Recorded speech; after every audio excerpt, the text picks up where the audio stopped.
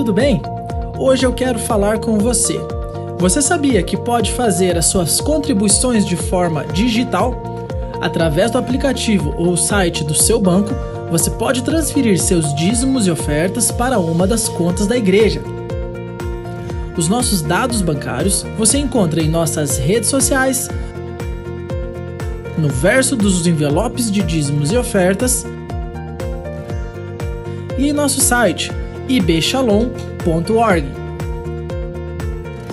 Você também pode fazer sua contribuição utilizando seu cartão de crédito. É só baixar o aplicativo IB Shalom, disponível para Android e iOS, e clicar na aba Doações. Se você já utiliza o aplicativo PicPay, é só escanear esse QR Code ou buscar por Igreja Batista Shalom, clicando no botão Pagar. Para utilizar os cartões de débito, você pode vir pessoalmente ao nosso escritório em horário comercial e utilizar as nossas máquinas de cartão. Teremos imenso prazer em te atender. Queremos agradecer a você por sua fidelidade nos dízimos e ofertas, lembrando do texto de Filipenses 4,19, que diz: "O meu Deus suprirá todas as necessidades de vocês, de acordo com as suas gloriosas riquezas em Cristo Jesus." Até mais! Deus te abençoe!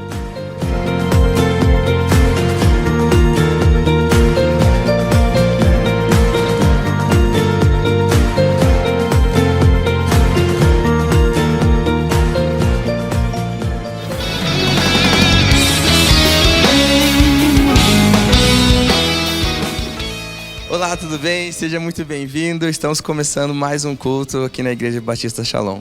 Aonde você estiver, quero te convidar a adorar ao Senhor e tirar esse momento para aproveitar que nós podemos estar reunidos, ainda que distantes, também podemos estar conectados com Jesus em família.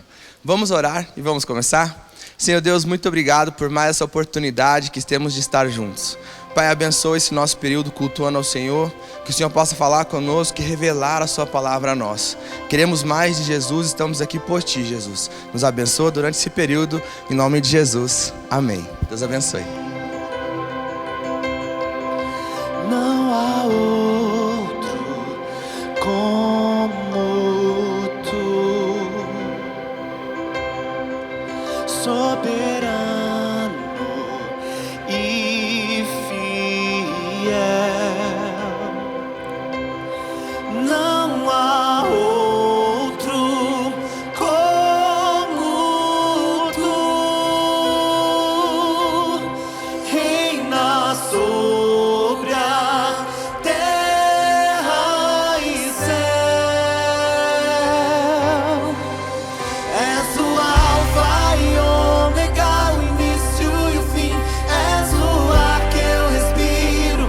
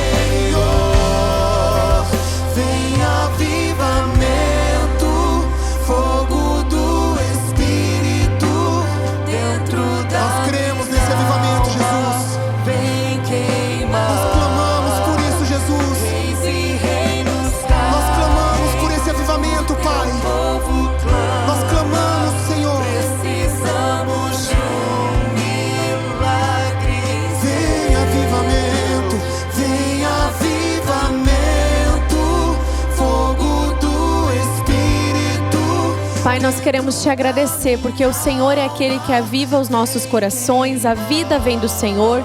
Nós te louvamos porque podemos te adorar, engrandecer o teu nome. Pedimos que o Senhor traga o avivamento sobre as nossas vidas, a nossa família, sobre a nossa igreja, que possamos viver a plenitude da vida do Senhor em nós. Nós te agradecemos pela liberdade que temos em louvar ao teu nome, em nome de Jesus. Amém.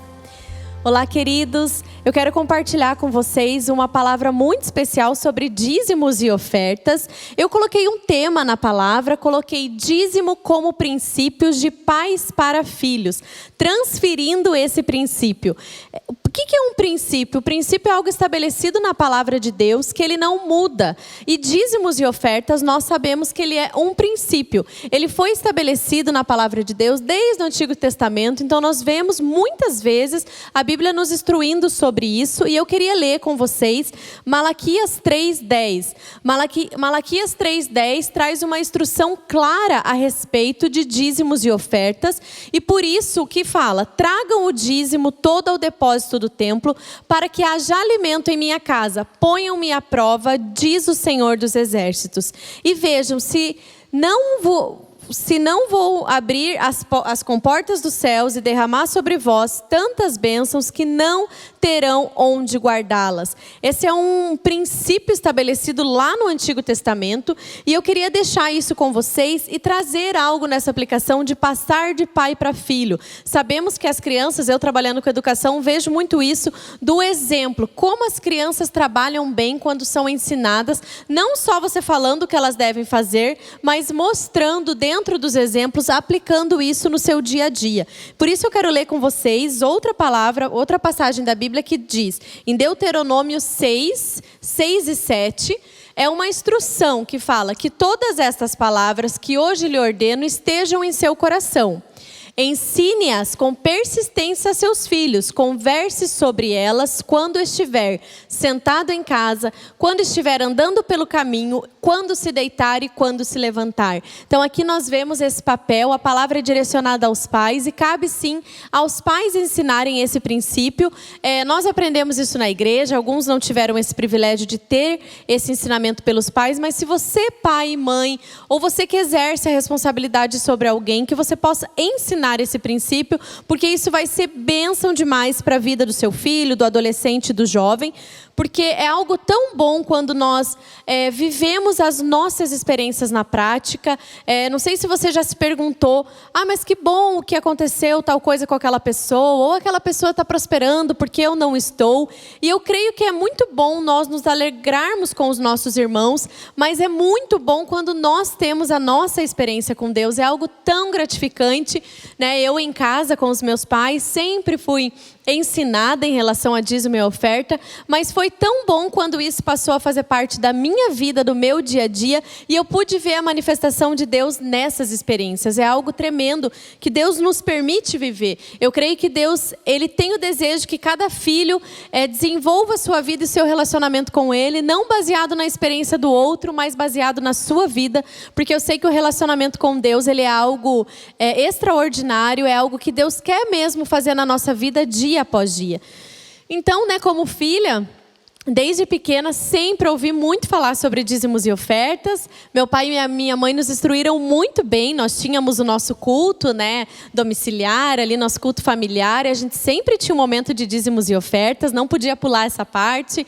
Uma fazia o louvor, outra fazia a parte do dízimo e da oferta, outra trazia a palavra. E assim nós fomos ensinadas. Outra prática também que a gente tinha, rolava uma exploração quase, brincadeira. Mas a gente lavava o carro do meu pai todo final de semana. Ele pagava R$5, e ele sempre tinha uma pergunta para nós: o que vocês vão fazer com esse dinheiro?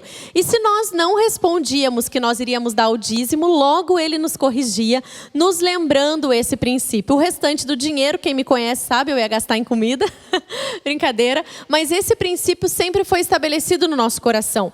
Mas passou um tempo em que eu cresci e o meu pai não podia mais exercer esse controle no meu dinheiro, sobre aquilo que eu iria fazer ou não, mas eu tomei uma decisão no meu coração de praticar dízimo e oferta como um princípio meu. Eu vi tantos milagres na vida dos meus pais. Alguns domingos à noite a gente chegava da igreja e meu pai estava com uma carinha assim um pouco mais preocupado. E a Thalita, como psicóloga da família, normalmente perguntava: pai, tá tudo bem? Aconteceu alguma coisa? E ele falava: não, filha, tá tudo bem, mas amanhã nós temos que pagar uma grande conta da igreja e nós não temos todo o dinheiro, mas eu creio que Deus vai prover. E muitas vezes nós vimos o milagre, segunda, terça-feira, o pai contando que Deus tinha operado o milagre. Então nós vimos muitas manifestações dentro da nossa casa de milagre de Deus e sempre uma fidelidade dos meus pais em relação a isso. Então passou um tempo que eu comecei a viver as minhas experiências com Deus. Coloquei isso, né, como princípio desde o começo, logo que eu comecei a trabalhar. Mas eu quero contar para vocês uma experiência que eu tive na minha vida e que me motiva a cada dia a viver as nossas experiências com Deus. Quando eu fiquei noiva, né, eu e o Thiago começamos a planejar o casamento. E como todo mundo sabe, quem já passou por isso, fizemos um longo parcelamento. Então a cada mês a gente pagava um pouquinho do nosso casamento. E nos primeiros meses nós fomos numa reunião lá na Shalom Centro, que estava, né, inaugurando, começando.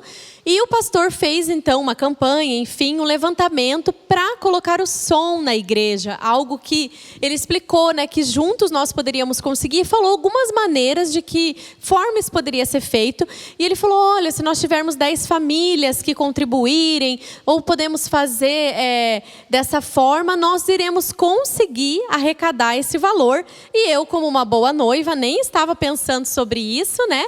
E o Thiago me cutucou e falou: amor, nós poderíamos ser, né, uma das famílias dos casais que contribui. E eu pensei, né, meu Deus, é uma parcela inteira do nosso casamento, mas como minha mãe me ensinou, né, quando o nosso esposo ou noivo, enfim, ouve a Deus, a gente precisa concordar com isso. E eu falei: amém, amor. E aí falei para ele depois: a gente joga essa última parcela lá para o final. Quem, né, faz casamento sabe que você tem que estar com tudo quitado ali alguns dias antes. E assim nós caminhamos, demos a oferta com muita alegria. E depois, a gente também estabeleceu uma oferta, uma semente. Todo mês nós dávamos uma semente de R$100 e escrevíamos no envelope: semente do casamento. E o nosso desejo era não casar pagando o casamento. O nosso desejo era, né, casar com todas as contas pagas. E assim nós caminhamos por muitos meses. E aí na quinta-feira antes do casamento, nós sentamos para conversar, ver se a gente tinha pago todos os fornecedores, tudo. E o Thiago falou que a gente tinha passado um pouquinho o nosso orçamento e tinha faltado um dinheiro. E aí a gente começou a conversar, buscando algumas soluções, e decidimos então ver a possibilidade de passar o restante no cartão de crédito parcelado. E eu senti assim a tristeza no coração dele de ter que casar pagando uma conta. Eu também fiquei um pouco assim, mas naquele momento não duvidei de nada que Deus podia fazer. Não nos arrependemos por ter dado o valor da oferta do som, nem pelas nossas sementes. Nós fizemos com fé. E aí eu saí, né, da mesa ali, para não ter também atrito, né, gente, antes de casar, para ficar tudo bem. Falei: não, amor, a gente vai dar um jeito. E encontrei uma convidada e ela falou assim: ai, meu esposo já depositou o dinheiro do presente para vocês? E eu falei: olha, eu acho que não. Ela: ele deve ter esquecido, eu vou pedir para ele fazer. E aí passou aquele dia, na sexta-feira, nós abrimos a nossa conta e tinha o valor, além da parcela que a gente tinha que pagar, sobrou para a gente usar na lua de mel. E ali foi um dos dias que eu vi a fidelidade do Senhor na nossa vida, trazendo realmente a recompensa daquilo que a gente tinha feito, sabendo que o nosso coração se alegrava, e esse era um princípio que nós estávamos estabelecendo na nossa família. E fora esses milagres, nós já vimos tanto como família. Eu e o Thiago já vivemos milagres da parte de Deus na nossa vida financeira, porque graças a Deus conseguimos colocar esse princípio e aplicar, passar, né, da nossa família, no caso dos pais para os filhos. Isso é uma bênção, isso traz bênção para a nossa casa, para a nossa família. Por isso eu queria encorajar você, pai, você, mãe, a continuar investindo na vida dos seus filhos. E você, adolescente, jovem, ou você que está chegando na igreja agora, a estabelecer o dízimo e a oferta como um princípio, porque eu sei que vocês vão ter histórias maravilhosas para contar a respeito daquilo que Deus tem feito na vida de vocês. corações. Eu queria convidar agora você para fazer uma oração. Você pode usar os canais digitais da igreja para fazer o seu dízimo e a sua oferta. E declaramos que mesmo nesse tempo difícil, o Senhor vai continuar suprindo as nossas vidas, suprindo as nossas necessidades e se mostrando presente nesse tempo. Pai, nós queremos consagrar, Deus, os nossos dízimos e as nossas ofertas, crendo que o Senhor é aquele que irá prover sobre as nossas vidas, que o Senhor nos ajude a ter dízimo e oferta como princípio estabelecido no nosso coração. Nós te agradecemos, Pai, por tudo aquilo que o Senhor tem feito por nós, em nome de Jesus. Amém. E agora vamos para o momento da palavra. Creio que você será edificado pela palavra de Deus. Glória a Deus, aleluias. Muito bom poder estar aqui com você nesse culto abençoado. Eu sei que Deus tem algo muito especial para a sua vida, para você também que está aí na sua casa, nos acompanhando junto com a sua família, ou talvez você esteja sozinho, mas sozinho você não está, porque o Espírito Santo de Deus está aí com você.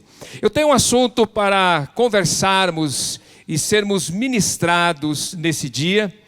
Deus ministrou muito ao meu coração, e eu sei que de certa forma, esta palavra que nós vamos estar compartilhando, todos nós, em alguns momentos da nossa vida, nós já passamos por isso. O tema da minha mensagem, eu quero te deixar um pouquinho curioso. O tema da mensagem é: até quando? Repete comigo: até quando? Você que está aí na sua casa, você pode usar o chat também, colocar a mãozinha. O tema da mensagem é: até quando? Efésios capítulo 5, verso 15 e verso de número 16. Efésios capítulo 5, verso 15 e verso 16. Diz assim a palavra do Senhor: tenham cuidado com a maneira como vocês vivem, que não sejam como insensatos, mas como sábios, aproveitando ao máximo cada oportunidade, porque os dias são maus. Coloca o verso de número 15 na tela de novo. Tenham cuidado com a maneira como vocês vivem, que não seja como insensatos. A palavra insensato é contrário ao bom senso, ou seja, sem entendimento. A vida passa de uma forma muito rápida e precisamos aprender a lidar de maneira sábia com as situações do dia a dia, conforme está escrito no Salmos 90, verso de número 12. Salmos 90, verso 12 diz assim: ensina-nos a contar os nossos dias, para que o nosso coração alcance o quê? Sabedoria. Então nós vimos aqui Paulo escrevendo aos Efésios. Ele está falando a respeito da sensatez que nós precisamos ter. Nós vemos aqui o salmista no Salmos 90, verso 12, falando que com o passar dos dias nós precisamos alcançar e buscar a sabedoria. E a palavra do Senhor também nos ensina que se nós quisermos, desejarmos sabedoria, nós devemos pedir a Deus, porque o Senhor vai nos dar esta sabedoria quando nós pedimos a Ele. Então eu quero conversar com você nesta noite sobre procrastinação. Pastor, mas que bicho é esse? Procrastinação. Como vencer esse inimigo chamado procrastinação? Com isso em mente, precisamos entender que o tempo jamais deveria ser desperdiçado. Por esse motivo, o hábito da procrastinação é extremamente prejudicial, pois bloqueia a capacidade do indivíduo de fazer o que deveria ser feito. Segundo o dicionário, esta palavra procrastinar, ela significa adiar, deixar alguma coisa para depois, transferir a realização de algo. É quando você precisa fazer algo e não faz. Você vai postergando aquilo. Você vai deixando para o outro dia. E eu quero resumir tudo isso na seguinte frase: é empurrar com a barriga. Literalmente é empurrar com a barriga. Por isso o tema desta palavra: até quando? Até quando você vai continuar postergando decisões na sua vida? Até quando você vai procrastinar coisas que você já deveria ter resolvido na sua vida?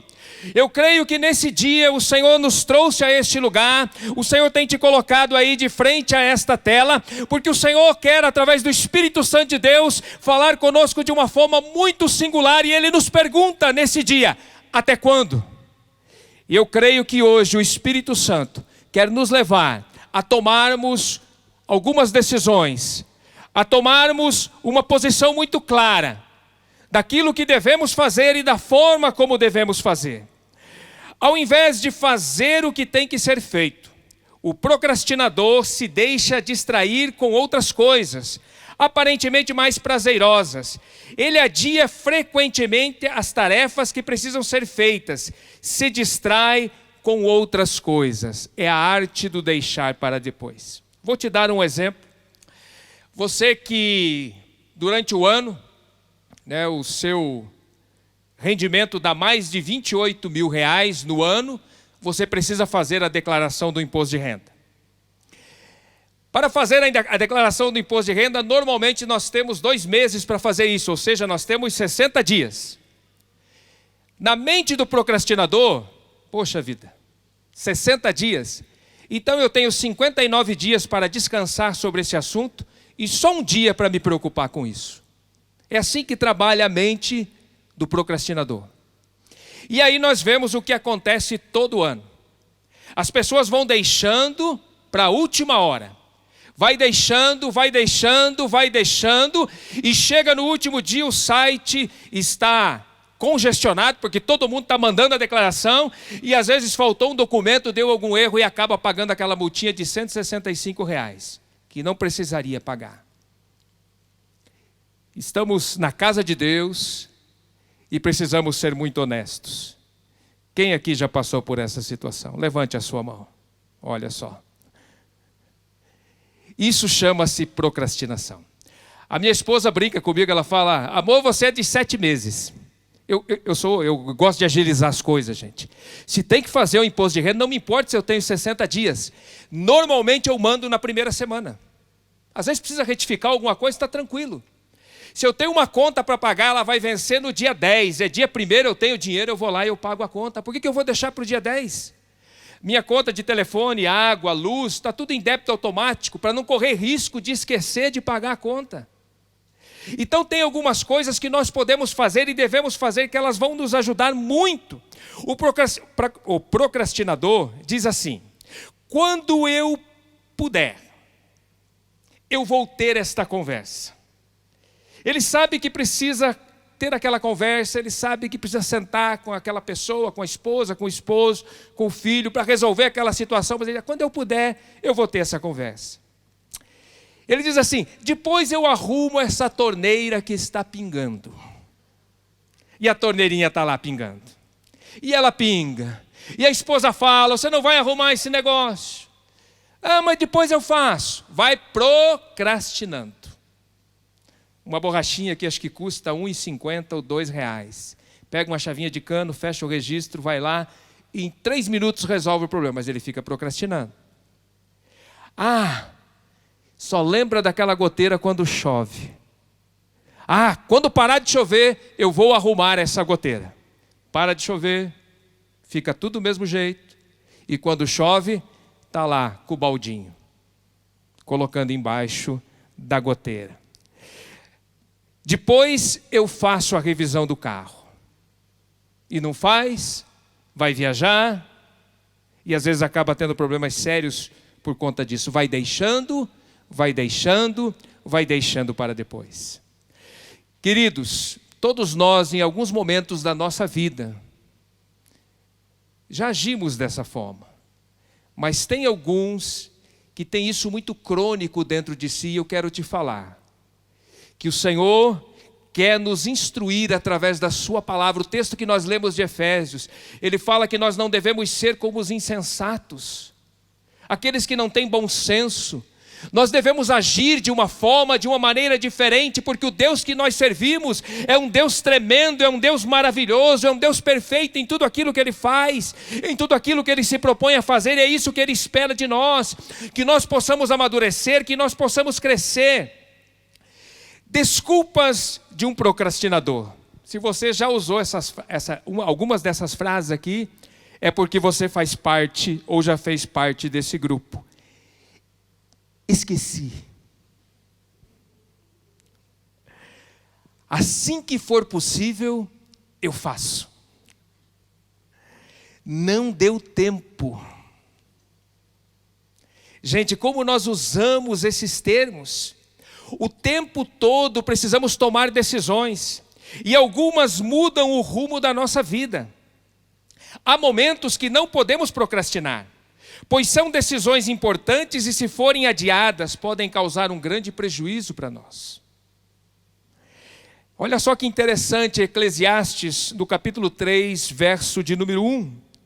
Tudo tem o seu tempo determinado, e há tempo para todo o propósito debaixo do céu.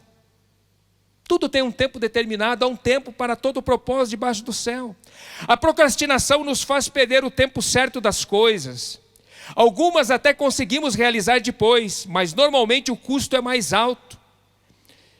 No mesmo capítulo 3, no verso 11, a primeira parte do versículo diz assim: e ele fez tudo apropriado ou formoso ao seu tempo.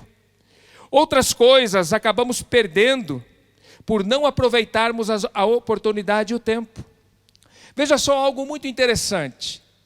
Você que é jovem, que está aqui, você que está nos ouvindo, é tempo, jovem, de você estudar. É pesado, mas eu te afirmo que se você deixar para fazer isso depois, não que você não possa fazer, você pode fazer, mas o custo vai ser maior. Sabe por que eu te falo isso? Porque esta foi a minha experiência. Eu estudei, terminei o ginásio, e eu sou de um tempo onde com 14, 15 anos você podia trabalhar registrado. E eu queria muito trabalhar, queria ganhar meu dinheirinho, e eu fui trabalhar. Muito novo eu comecei a trabalhar, tanto é que eu sou aposentado já há 1 ano e meio. O pessoal tem uma cara de aposentado, né? Mas eu comecei a trabalhar muito cedo. E aí, por conta do trabalho, eu parei de estudar.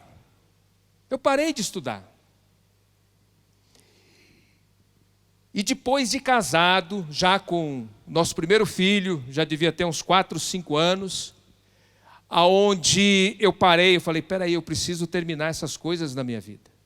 Isso não pode ficar, eu procrastinei isso. E é importante que eu termine isso. Eu fui terminar ensino médio, já depois, acho de quase 10 anos de casado. Terminei o ensino médio e fui terminar a faculdade há 3 anos atrás. Procrastinei. Deus deu graça. Consegui terminar. Gente, mas não é fácil. Depois de uma idade você vai esquecendo algumas coisas. E sabe, você tem que correr atrás. Então, jovem, você que está aqui, é tempo de você estudar, é tempo de você correr atrás destas coisas. A Rosângela está fazendo faculdade agora, está indo já para o 3º ano de psicologia, como ela falou, com 50. Só 50. Mas se ela tivesse 20 anos, seria muito mais fácil. Eu vejo lá o empenho e a dedicação dela. Então, queridos, tem coisas que quando nós não fazemos, quando nós deveríamos fazer, nós até, algumas delas nós conseguimos realizar, mas o custo é muito maior. Por isso nós precisamos vencer esse inimigo da procrastinação. Nós precisamos nos levantar contra ele. Nós precisamos realmente tomar uma postura, ter uma postura correta diante das situações que vão aparecer diante de nós. Você que está aí, está nos assistindo. Talvez você não pode estar conosco aqui. Você mora em outra cidade ou por conta de alguma comorbidade. Mas talvez você é daquele que está podendo exercer o seu trabalho. Você está indo ao mercado. Você está indo em tantos lugares e você está procrastinando a sua volta a estar aqui adorando a Deus conosco. Precisamos agir de uma forma diferente. Precisamos fazer com que as pessoas olhem para nós e dizem, esse é diferente. Mas por que essa diferença está em nós? Porque o Espírito Santo que habita em nós, ele quer nos levar a termos esta postura, a realmente termos este entendimento. Alguns exemplos de procrastinação, quero te dar mais alguns.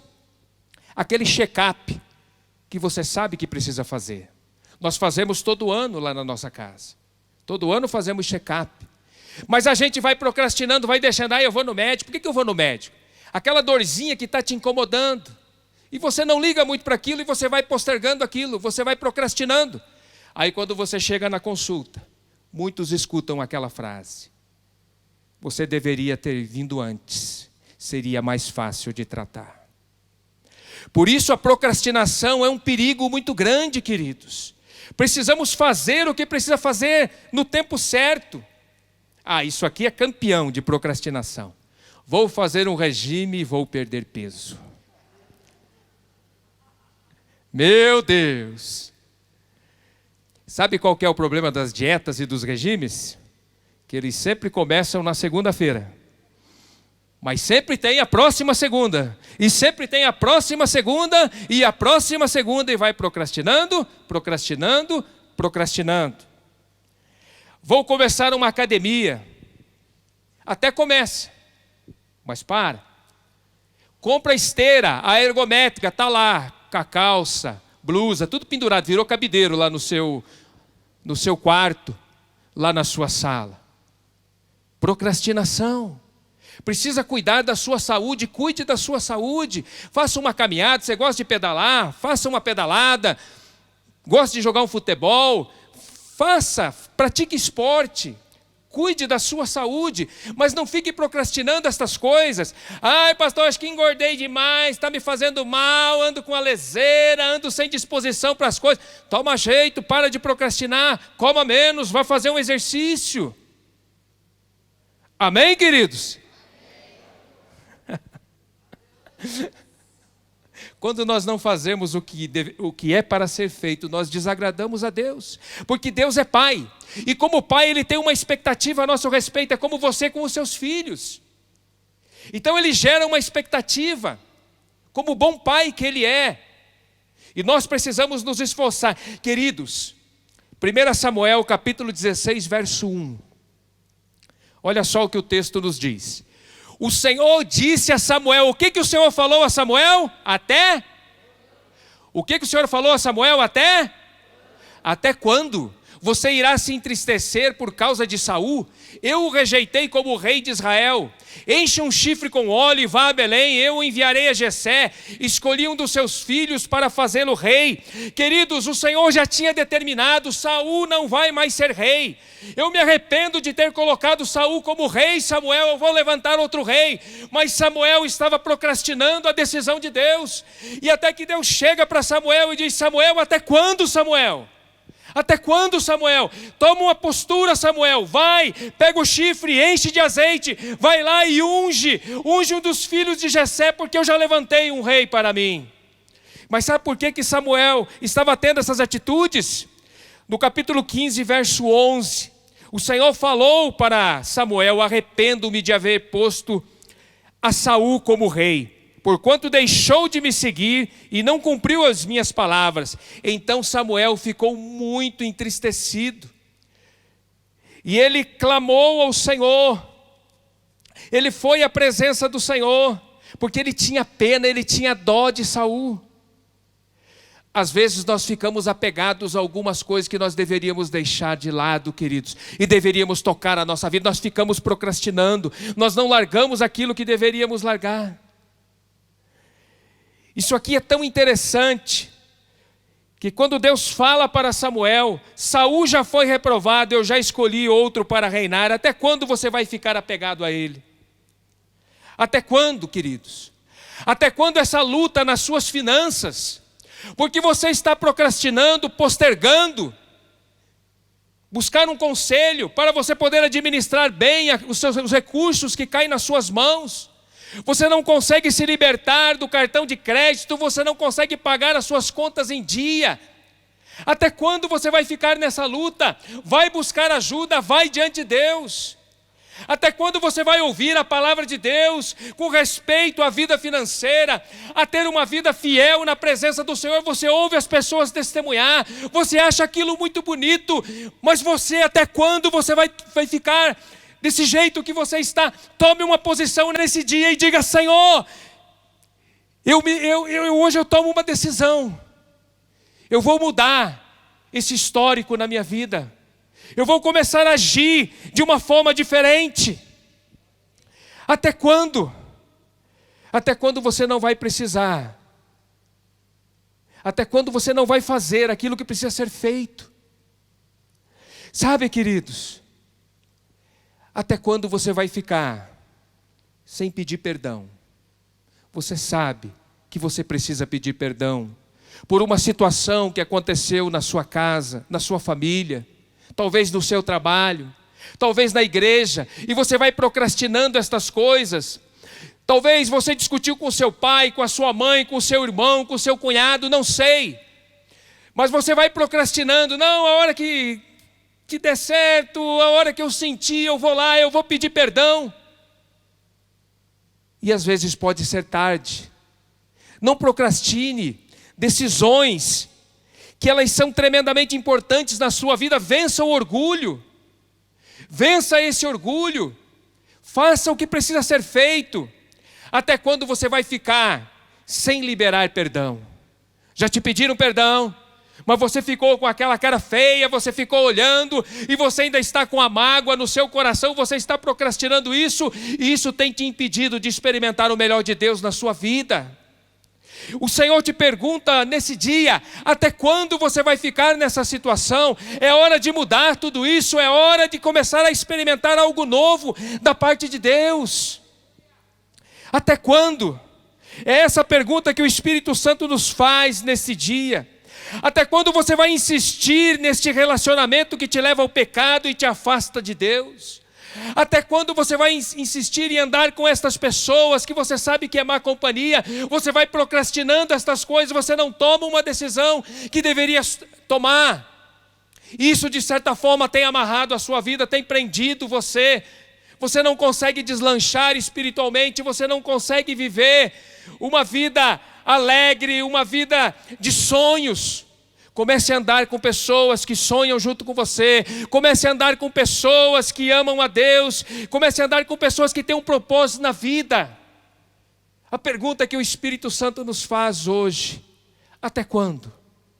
Até quando? Até quando, Samuel, você vai ficar chorando por Saul? Eu tenho algo melhor, Samuel. Até quando o Senhor te diz? Até quando? Até quando? Por que nós postergamos e não fazemos o que precisa ser feito? Decisões nos custam. E muitas vezes temos preguiça de agir e sair da zona de conforto. Há uns anos atrás, eu recebi um chamado de Deus para deixar o meu trabalho e vir servir ao Senhor de tempo integral. E eu fui procrastinando isso na minha vida. Eu fui empurrando, até que chegou um dia onde o Senhor me pegou de jeito. Muitos de vocês conhecem a história. Eu fiquei muito doente. E eu pude entender que tudo aquilo estava acontecendo porque eu estava procrastinando algo que Deus tinha para a minha vida. Quando nós procrastinamos, quando nós não fazemos o que nós deveríamos fazer, muitas vezes nós passamos por situações que nós não precisaríamos passar. Gênesis capítulo 19, do verso 15 ao 17, esse aqui é o campeão da procrastinação na Bíblia. Gênesis capítulo 19, do verso 15 ao verso 17. Ao raiar do dia, os anjos insistiam com Ló, dizendo: depressa, leve daqui a sua mulher e as suas 2 filhas, ou vocês também serão mortos, quando a cidade for castigada. Tendo ele hesitado, os homens o agarraram pela mão, como também a mulher e as 2 filhas, e os tiraram dali à força, e os deixaram fora da cidade, porque o Senhor teve misericórdia deles.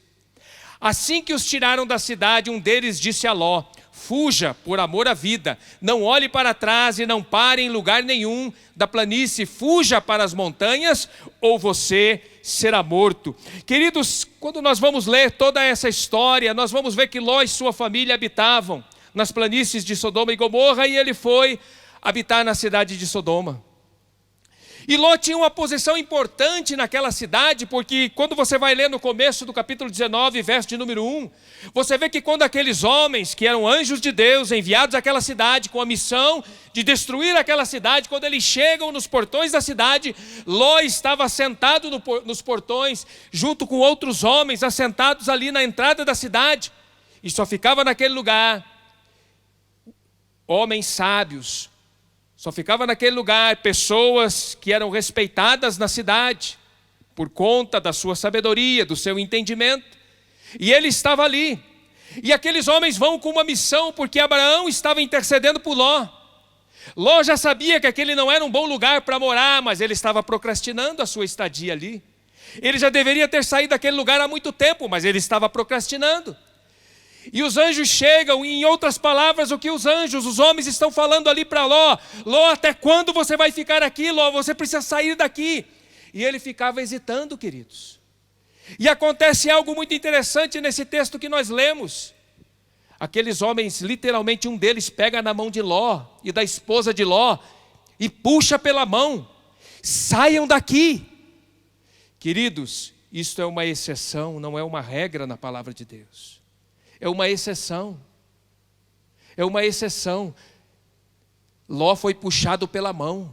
Será que você está esperando que venha um anjo do céu e pegue na sua mão e te tire dessa vida que você está vivendo, dessa situação que você está procrastinando? A decisão é sua, você precisa tomar essa decisão. O texto fala que o Senhor foi extremamente misericordioso com Ló, porque senão ele seria destruído, ele e toda a sua família, toda a sua casa. Ló, ele tinha um comodismo muito grande dentro dele. Ló estava vendo a desgraça de perto, mas mesmo assim demorava a tomar uma atitude. Literalmente o anjo teve que puxá-lo, pegando pela sua mão e o tirando daquele lugar.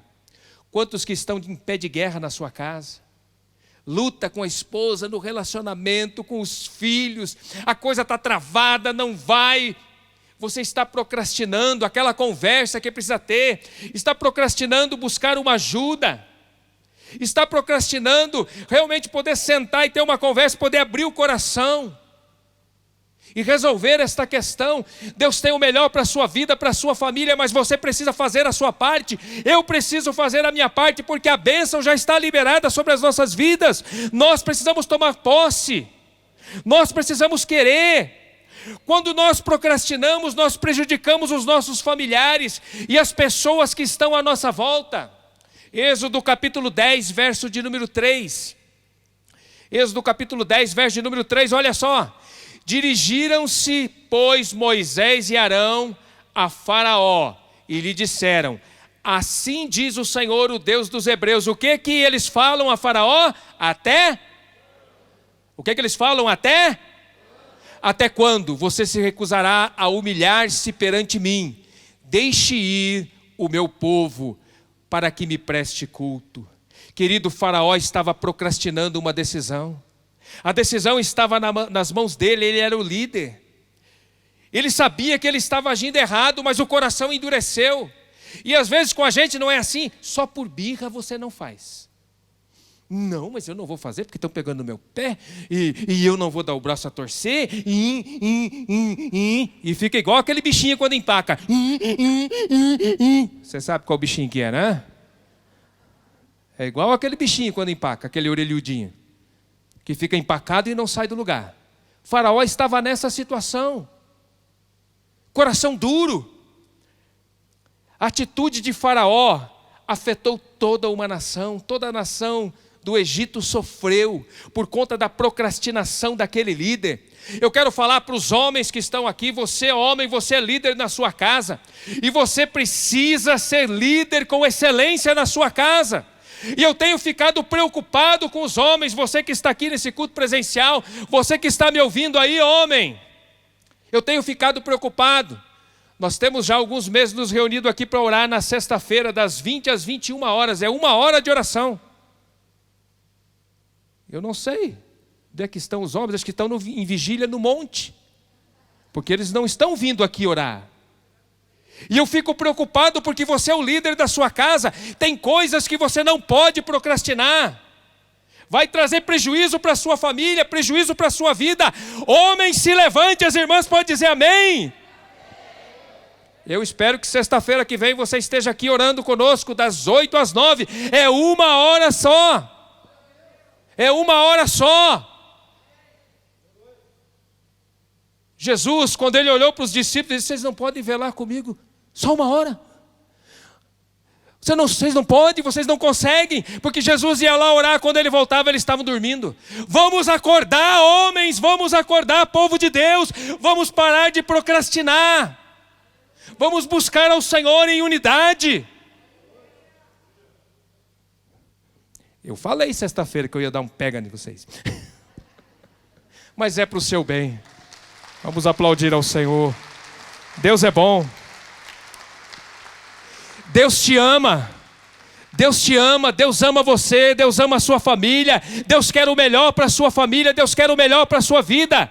Mas nós precisamos parar de procrastinar, de postergar aquilo que nós precisamos fazer.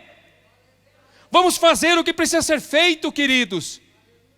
Vamos tomar uma atitude. Faraó não tomou essa atitude. Não só a sua casa sofreu, mas as pessoas que estavam à sua volta. É uma palavra muito simples, mas o Senhor tem me incomodado muito nesses dias, porque eu sou como você. Algumas coisas eu tenho procrastinado na minha vida também. E nós precisamos que o Senhor nos ajude, para que possamos realmente fazer o que precisa ser feito, sempre buscando direção, orando ao Senhor, buscando graça e favor do Espírito Santo de Deus. Ele vai nos ajudar, queridos, porque Ele é o maior interessado em nos ajudar, em ver você caminhar bem, sua família sendo abençoada. Eu quero te desafiar hoje. Faça uma lista de algumas coisas que você está procrastinando. 3 coisas. 3. Não precisa mais que 3. Talvez alguns aí ia faltar folha no caderno, tá? Mas 3. Você que está aqui, você que está na sua casa. 3 coisas que você sabe que você precisaria já ter feito e você está procrastinando e você não faz e você vai empurrando com a barriga. 3 coisas. E comece a orar sobre estas coisas. E peça que o Espírito Santo de Deus te ajude a romper nesta área que você está procrastinando. E Ele vai te ajudar, não tenha dúvida nenhuma. Colossenses capítulo 3, verso 23. E tudo o que fizerem, façam de todo o coração, como para o Senhor e não para os homens. Entenda que é para o Senhor, não é para agradar os homens, é para o Senhor. Isso vai trazer motivação ao seu coração. E eu quero terminar esta meditação com o versículo que eu li no começo. Efésios capítulo 5, verso 15, verso 16. Tenham cuidado com a maneira como vocês vivem. Quero repetir novamente. Tenham cuidado com a maneira como vocês vivem. Como você está vivendo? De que forma você tem lidado com as coisas? Que não seja como insensatos. Que não seja como insensatos, mas como sábios. Fala assim, sábios.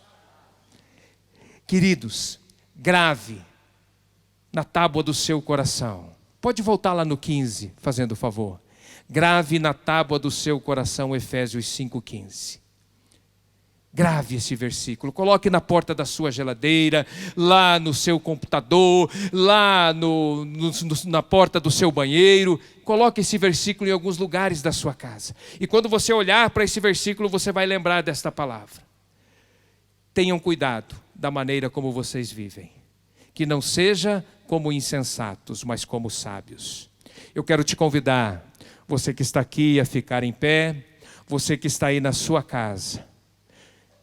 Coloque, uma mãozinha aí no chat, se você tem entendido que o Espírito Santo tem ministrado sobre a sua vida. E eu quero orar por você nessa noite. Nesse dia, eu quero orar por você. Eu quero abençoar a sua vida, porque eu também preciso. Eu também preciso da graça de Deus como você. Em áreas da minha vida, eu preciso romper. Eu digo não à procrastinação. Você também? Você aí na sua casa também? Feche os seus olhos, você que está aí. na sua casa. Vamos orar. Senhor, em nome de Jesus, ó Pai. Nesse dia, o Senhor, através do Espírito Santo, ministra sobre as nossas vidas, Pai. E o Senhor nos traz a revelação, ó Pai, de que devemos viver uma vida simples, Senhor. Mas uma vida, Senhor, que venha te agradar, Senhor. Aonde, ó Pai, nós possamos fazer tudo aquilo que precisa ser feito, Senhor. Pai, nos ajuda a não sermos procrastinadores, Senhor. Pai, a não ficarmos, Senhor, postergando coisas na nossa vida, Senhor, que vem trazendo tanto prejuízo, Senhor, que nos impede de experimentarmos o melhor do Senhor, ó Pai. Eu declaro, Senhor amado, que hoje nós dizemos basta. Hoje nós dizemos basta, Senhor. Pai, hoje nós tomamos uma posição diante do Senhor e nós pedimos, Espírito Santo, nos ajuda a agirmos de uma forma diferente, a fazermos de uma maneira diferente, Senhor. Pai, nós te pedimos a tua graça e o teu favor, Senhor. Pai, nos abençoa, Senhor. Pai, nós declaramos mesmo, Senhor, que o que mais nós queremos é te agradar, Senhor. Nós queremos ter sabedoria, Senhor. Nós queremos ter entendimento, Pai. Em nome do Senhor Jesus, eu abençoo os meus irmãos, Senhor. Eu te abençoo em nome e para a glória do Senhor Jesus. Amém.